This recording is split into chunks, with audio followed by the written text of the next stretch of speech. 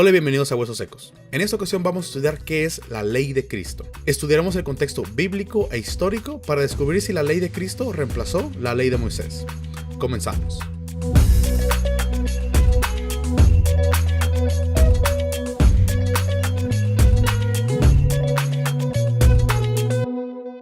Antes de comenzar, quisiera dejarte saber que Huesos Secos es un canal donde estudiamos la Biblia en su contexto bíblico e histórico, y procuramos encontrar la fe de los apóstoles del primer siglo. Si estás interesado, te recomiendo que te suscribas al canal y le des clic a la campanita para no perderte ningún estudio.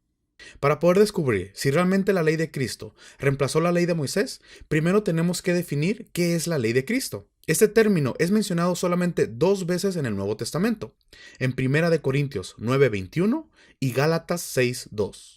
Estudiemos el contexto de cada versículo para determinar qué es la ley de Cristo. Empecemos primero con 1 Corintios 9:21 y leamos desde el versículo 21. Por lo cual, siendo libre de todos, me he hecho siervo de todos para ganar a mayor número. Pablo está diciendo que él se hizo siervo de todos para predicar el evangelio. Esta es una misma decisión que él tomó para servir a los demás por amor a los demás. Continuemos leyendo. Versículo 20. Me he hecho a los judíos como judío, para ganar a los judíos, a los que están sujetos a la ley, aunque yo no esté sujeto a la ley, como sujeto a la ley, para ganar a los que están sujetos a la ley. Quisiera explicar a detalle cada frase que Pablo mencionó en este versículo. Empecemos con, me he hecho a los judíos como judío, para ganar a los judíos. Pablo, siguiendo la misma idea del versículo pasado, nos enseña una técnica de predicación motivada por el amor al prójimo. No es que Pablo dejó de ser judío, más bien, no rechazaba a nadie y no hacía excepción de personas. Y se hacía disponible tanto para judíos como para gentiles, porque ambos grupos debían escuchar el mensaje de salvación. Continuemos. A los que están sujetos a la ley, aunque yo no esté sujeto a la ley, como sujeto a la ley, para ganar a los que están sujetos a la ley. Si has visto nuestros estudios anteriores, sabrás que una de nuestras enseñanzas más fuertes es que debemos de guardar los mandamientos por amor a nuestro Mesías y a nuestro Creador. Lean Juan capítulo 14 y Mateo 23. En este último versículo, Pablo está diciendo que él no está sujeto a la ley, y pareciera que nuestra enseñanza de guardar la ley no está en sincronía con las enseñanzas de Pablo. Pero tenemos que entender el contexto bíblico e histórico del primer siglo. Desde aquellos entonces, para el pueblo judío existían 2 leyes, la ley oral y la ley escrita. La ley escrita es la ley de Moisés, y la ley oral era el conjunto de tradiciones y mandamientos que los judíos habían creado a través del tiempo. La ley oral también era conocida como las obras de la ley, y precisamente tenemos un estudio donde profundizamos más acerca de las obras de la ley. Si lo deseas ver, dale clic acá arriba. Para los judíos, la ley oral o las obras de la ley eran tan importantes como la ley escrita, y era la ley oral a la cual Pablo se refería en el versículo 20 cuando dijo, aunque yo no esté sujeto a la ley. Pablo no guardaba la ley oral o la ley de los judíos. Pablo solamente guardaba la ley escrita, tal como lo enseñó nuestro Mesías en Mateo 23 del versículo 1 al 3. Ahora, como ya lo comenté, los judíos eran los que estaban sujetos a la ley oral. Es por eso que Pablo inicia el versículo 20 diciendo, me he hecho a los judíos como judío, para ganar a los judíos. Y continúa diciendo, y a los que están sujetos a la ley. Es claro que Pablo se está refiriendo a la ley oral en el versículo 20 cuando dice, aunque yo no esté sujeto a la ley. Y esto lo comprobamos en el siguiente versículo, versículo 21. A los que están sin ley, como si yo estuviera sin ley, no estando yo sin ley de Dios, sino bajo la ley de Cristo, para ganar a los que están sin ley. Noten que Pablo hace la aclaración que él no estaba sin ley, y claramente nos está diciendo que él estaba sujeto a la ley de Dios y a la ley de Cristo. Y era la ley de Cristo lo que lo motivaba a predicar el evangelio a los que estaban sujetos a la ley, esto es a los judíos, y también les predicaba a los que estaban sin ley, esto es a los gentiles. Entonces, según el contexto en el cual Pablo menciona la ley de Cristo en 1 Corintios, ¿qué podemos deducir del significado de la ley de Cristo?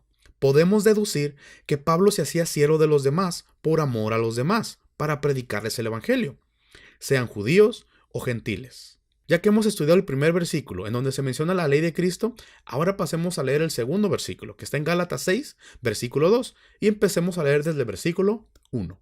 Hermanos, si alguno fuere sorprendido en alguna falta, vosotros que sois espirituales, restauradle con espíritu de mansedumbre, considerándote a ti mismo, no sea que tú también seas tentado. podemos ver que Pablo nos da instrucciones de cómo lidiar con alguien cuando cometió una falta. Nos dice que siendo mansos y humildes, ayudemos a esta persona para que sea restaurada. Leamos el siguiente verso. Sobrellevad los unos las cargas de los otros, y cumplid así la ley de Cristo. Porque el que se cree ser algo, no siendo nada, a sí mismo se engaña.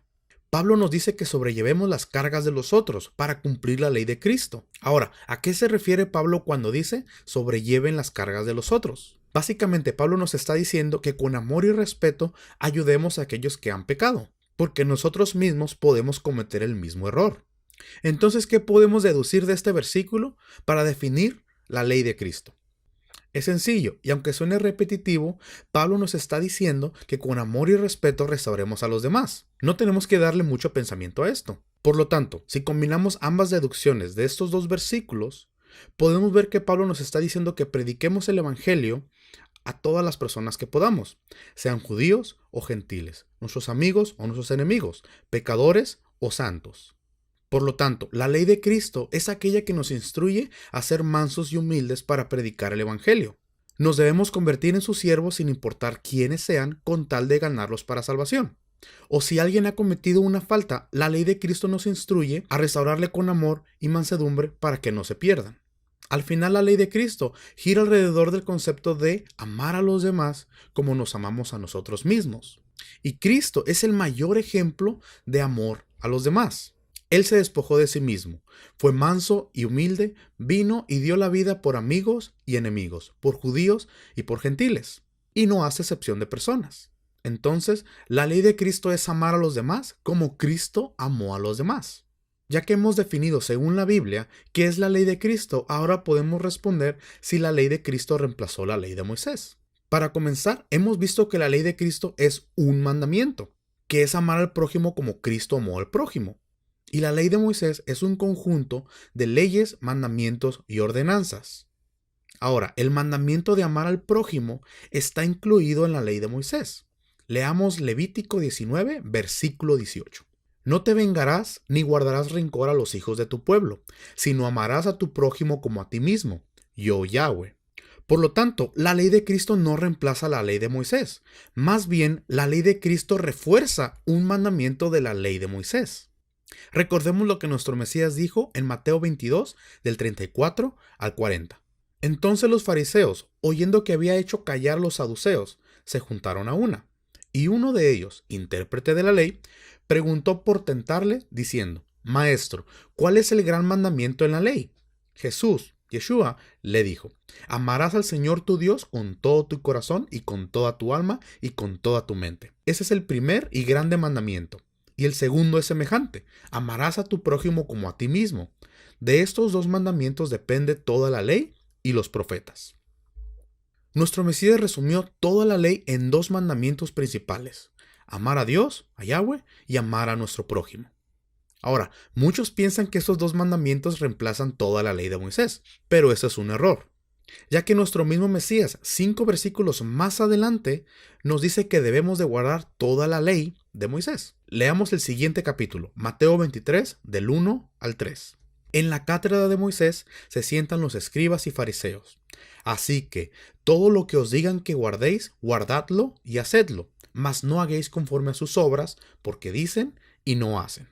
Por lo tanto, cuando nuestro Mesías dijo que la ley y los profetas dependían de dos mandamientos, simplemente se estaba refiriendo que la ley y los profetas se resumían en dos mandamientos principales, ya que el mandamiento de no robarás cae sobre la categoría del mandamiento de amar a tu prójimo, y el mandamiento de no tendrás dioses ajenos delante de mí cae sobre la categoría de amar a Dios. De la misma forma, todos los mandamientos de la ley de Moisés caen bajo uno de estos dos mandamientos: amar a Dios o amar a tu prójimo.